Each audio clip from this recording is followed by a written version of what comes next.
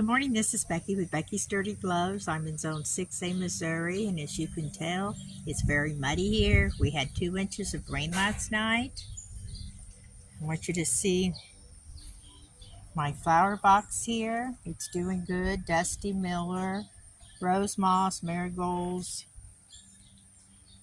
There's some Vika right there. Rest of my garden's doing fine. Getting tomatoes now. There's my workbench. Here's some more tomatoes and peppers. Back there you'll see my blackberries doing real well. Well, you all have a good day. Enjoy this beautiful Saturday morning. Get out there and get your gloves dirty. Bye now.